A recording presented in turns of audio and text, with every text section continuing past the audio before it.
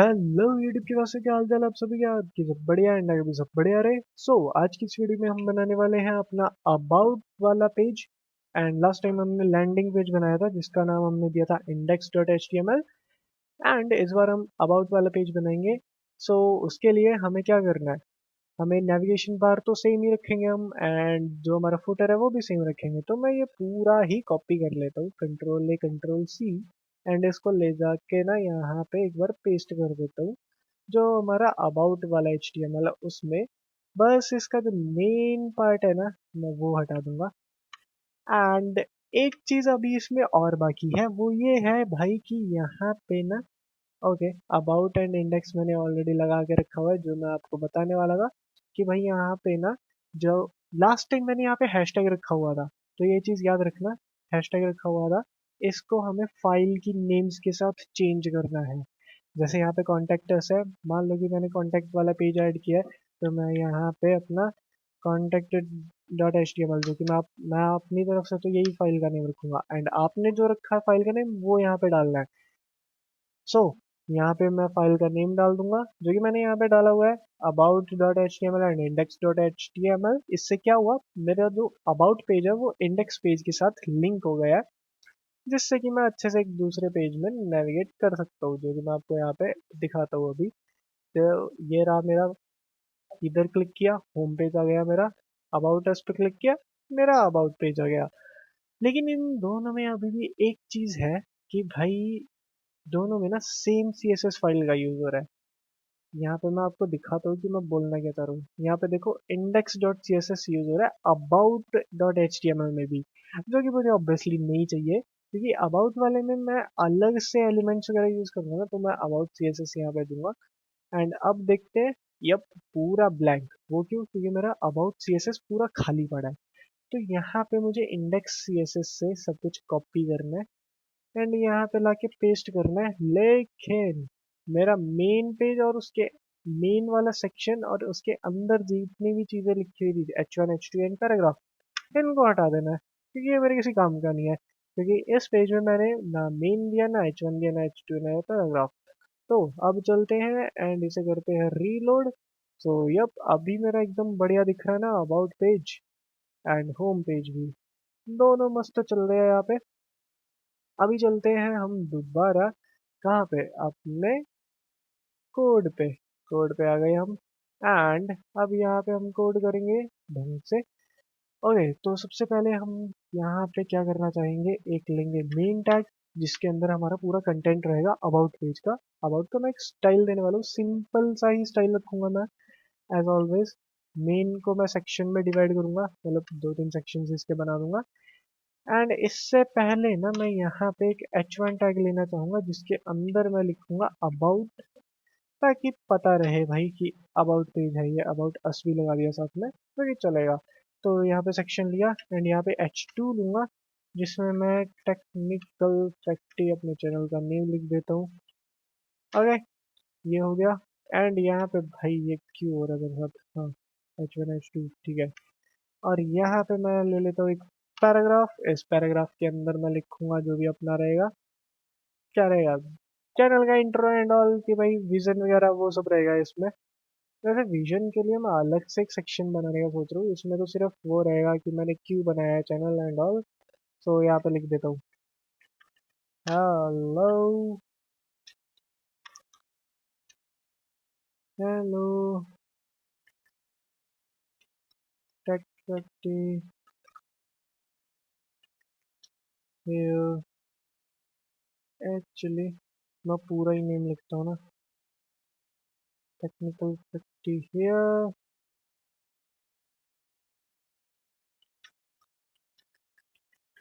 I have created this YouTube channel named Technical Facty। यहाँ पे T, and यहाँ पे भाई मुझे ये चीज सेटअप करनी पड़ेगी फिर से, हाँ, ऑप्सीज। और यहाँ पे गैप दे देता हूँ, अब ठीक है।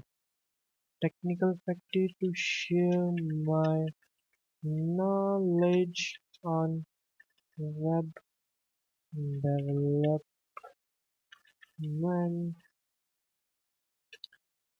As I have also learned many things from YouTube and great people of the community. So by creating a playlist on WebDAV, I want to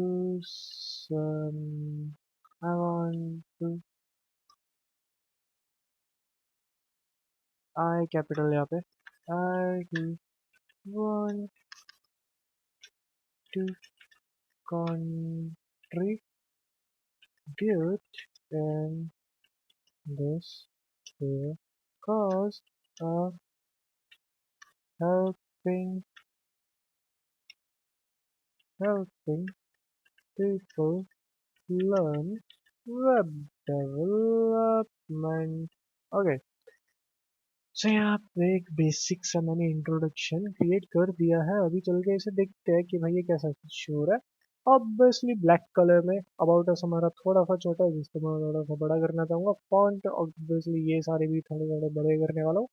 and colour तो वाइट करना ही है। तो चलते हैं वापस एंड यहाँ पे भाई एक मेन टैग लेता हूँ मैं। मेन टैग जिसका मैं कलर वाइट करना चाहूंगा एंड इसकी विड्थ में 80 VW देना चाहूंगा। और क्या करना चाहूंगा इसमें आई गेस इतना बहुत नहीं है एक्चुअली। इसमें अभी मार्जिन रहता है मेरा मार्जिन ऑटो। अब जाके थोड़ा ठीक लगेगा। एंड अब चल के यहाँ पे रीलोड करते हैं। ओके, ऊपर नीचे का अभी भी बाकी है तो वो 4 रैम का 4 पिक्सल कहने वाला था। 4 रैम का दे देता हूँ। 4 रैम 4 रैम ऊपर नीचे एंड लेफ्ट राइट से auto. That's it. I hope कि अभी ढंग से दिखेगा। यहाँ पे आता हूँ, रीलोड करता हूँ एंड यप अभी परफेक्टली दिख रहा है। बस अब मुझे फॉन्ट के साइज को इंक्रीज करना है और ये अबाउट अस में भी थोड़ा सा गैप दूंगा। मोर प्रोबेबली 2 रैम का बहुत रहेगा। सो चलते हैं मेन के H1 पे। मेन के अंदर एक H1 है जिसका मैं पहले तो फॉन्ट साइज इंक्रीज करूंगा जो कि मैं रखना चाहूंगा 4 रैम के अराउंड। एंड इसके ना मैं मार्जिन देना है मुझे ऊपर नीचे। तो ऊपर नीचे मैं मार्जिन मार्जिन लिखूंगा पहले तो मार्जिन 2 रन एंड जो कि मुझे एकदम साथ में चिपका के लिखना है। अलग लिखूंगा तो वो सिर्फ 2 लिख के चलेगा, पता नहीं फिर ढंग से होगा ही नहीं काम। तो मुझे एकदम साथ में यूनिट्स लिखने हैं। 2 रैम हो गया एंड उसके बाद 0 लेफ्ट राइट से 0। एक्चुअली 0 करने से दिक्कत ना हो, कुछ होने तो नहीं चाहिए बट ओके परफेक्ट, एकदम परफेक्ट। यहाँ पे स्पेसिंग एकदम परफेक्ट है। और अब हमारी बारी है बाकी चीज़ों का फॉन्ट इंक्रीज करने की, फॉन्ट का साइज। तो H1 तो हमने कर लिया। अब मेन के अंदर हमारे पास H2 भी है। H2 का मुझे फॉन्ट साइज इंक्रीज करना है। पहले वाले का मैंने 4 रैम रखा है ना, तो इसका 2 रैम के अराउंड रख देता हूँ एंड लेट्स सी कि कैसा दिख रहा है। इसे करना पड़ेगा रीलोड। ओके, ज़्यादा कुछ फर्क पड़ा नहीं, मुझे करना ही पड़ेगा बड़ा। Okay actually okay my mistake मैंने सेक्शन के अंदर दिया भाई, मेन के अंदर नहीं है H2 मेरा। तो यहाँ पे मैं सेक्शन लिखूंगा। सेक्शन के अंदर जो H2 है उसका मैं ये दे रहा हूँ। तो यहाँ पे अब हो जाना चाहिए थोड़ा सा बड़ा।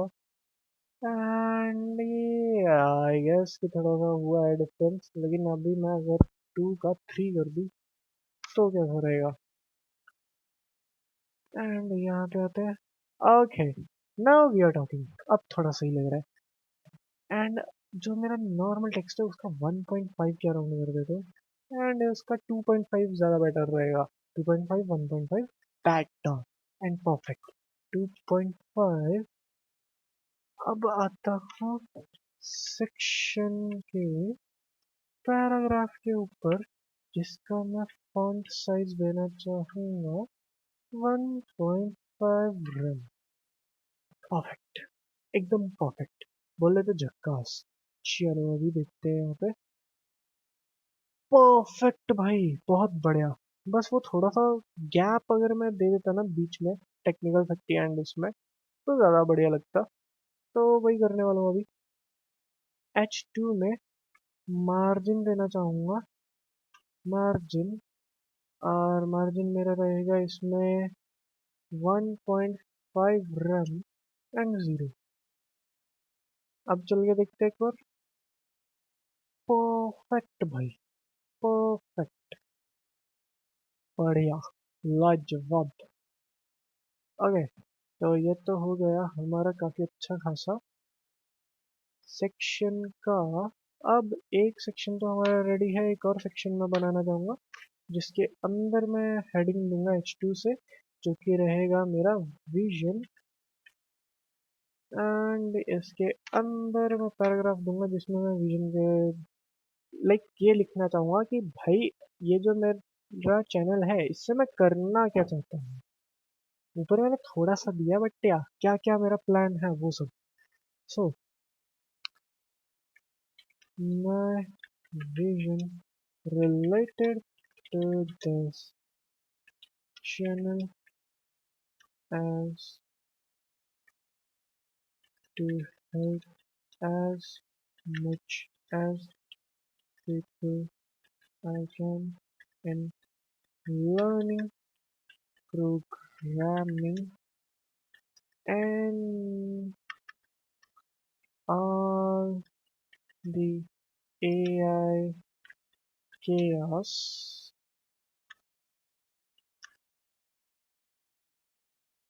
due to AI. Okay, AI, many are panicking। मैं पैनिकिंग के स्पेलिंग गलत लिख रहा हूँ। अभी इसके करेक्ट स्पेलिंग क्या होते हैं भाई? Panic, PAN, panic, PANIC, panicking. हाँ अब ठीक है। Panicking and have no idea what to do. तो आई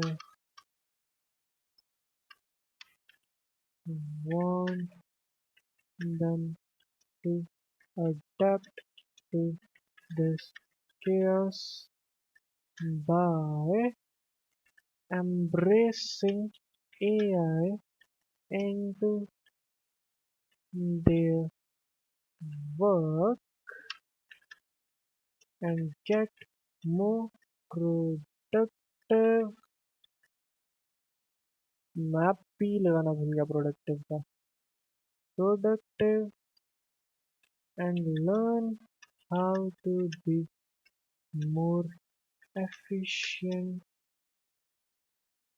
and use AI to their advantage in place of fearing AI। That's it। I mean या आजकल के टाइम पे एआई का बहुत ज्यादा ही केओस काइंड ऑफ हो रखा है कि लाइक एआई हमारी जॉब खा लेगा एंड ऑल।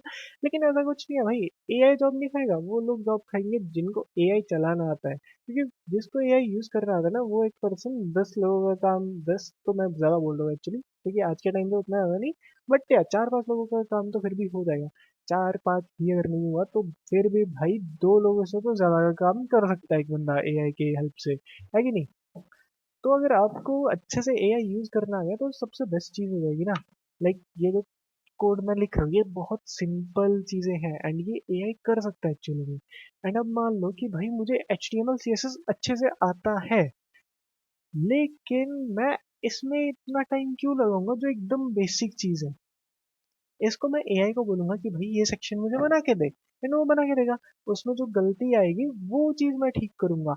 मुझे लैंग्वेज सीखनी है ताकि मैं एआई को ठीक कर सकूं। मुझे उस लेवल का सीखना है कि एआई जो गलती करेगा उसको मैं ठीक करूंगा। तभी मेरा काम फास्ट होगा एंड तभी मैं यूजफुल हो पाऊंगा। नहीं तो भाई एआई तो फिर खा ही रहा है जॉब। एक्चुअली एआई नहीं, एआई को यूज करने वाले लोग, एआई लाइक जिनको डर लगता है एआई से, उनकी जॉब खाएंगे, दैट्स इट। और अब चल के हम देखते हैं कि भाई हमारा पेज कैसा दिख रहा है। यहाँ आए हम पेज पे एंड परफेक्ट भाई मेरे अकॉर्डिंग टू अबाउट अस। यहाँ पे टेक्निकल फैक्ट ही थोड़ा बहुत लिखा है एंड विजन की भाई ये विजन क्या है इस पूरे चैनल का, एंड परफेक्ट लग रहा है मेरे अकॉर्डिंग टू। तो आज की वीडियो में इतना ही। लास्ट वीडियो में एक्चुअली मेरी ज़्यादा लेंथी थी। लास्ट वीडियो मेरी 30 मिनट्स की थी, क्यों? क्योंकि मुझे नेविगेशन बार और फुटर दोनों कोड करने पड़े थे। लेकिन इस बार मैंने सीधा 15 मिनट बचा लिए। क्यों? क्योंकि मैंने वो डायरेक्ट कॉपी पेस्ट कर दिया। जब मैं पहले ही बना चुका हूं, तो उसको कॉपी पेस्ट ही करूंगा ना। अभी तो हम ऐसे कर रहे हैं, लेकिन आपको एक चीज़ बता दूं मैं कि जो एक ना रिएक्ट करके एक टेक्नोलॉजी है, रिएक्ट नेम की। उसमें पता है क्या होता है? जो मैंने नेविगेशन बार का कोड 2 बार यहाँ पे लिखा है ना, आई मीन कॉपी पेस्ट करके ही सही, लेकिन 2 बार लिखा हुआ है, उसको मैं पूरी वेबसाइट में सिर्फ एक बार बनाऊंगा। एंड उस एक बार लिखे हुए को ही मैं हर जगह यूज कर पाऊंगा। एंड या कॉपी पेस्ट भी करने की जरूरत नहीं पड़ेगी। वो पूरा कोड, जितनी भी मेरी फाइल्स रहेंगी ना एक वेबसाइट के लिए, उसमें सिर्फ एक बार लिखा होगा वो कोड। और उसी एक बार लिखे को मैं बार बार यूज कर रहूंगा। उसको एलिमेंट का कुछ तो रहता है कि लाइक एक एलिमेंट हमने कर लिया, रीयूजेबल बना देंगे, उसी एक एलिमेंट को बार बार रीयूज करेंगे। एंड या वो टेक्नोलॉजी बहुत परफेक्ट है। मैं एक्चुअली वही कर रहा हूँ अभी। अपने पर्सनल का भी बता दे रहा हूँ भाई, ठीक है भाई, मैं सीख रहा हूँ अभी। एंड या वो कंप्लीट होते ही मैं वो भी करने का प्लान करूंगा। अभी के लिए तो यही चलते हैं, क्योंकि अभी हमें सीएसएस पे फोकस करना है। सीएसएस में अभी टाइम बाकी है हमारा थोड़ा। तो सीएसएस एकदम अच्छे से हो जाए, तो इसके बाद जावास्क्रिप्ट करने वाले, फंक्शनिंग वगैरह सीखेंगे, तो उसके बाद जाके रिएक्ट होगा हमारा, ठीक है। तो अभी के लिए इतना ही। मिलता हूँ आपको नेक्स्ट वीडियो में, तब तक के लिए टेक केयर, बाय बाय।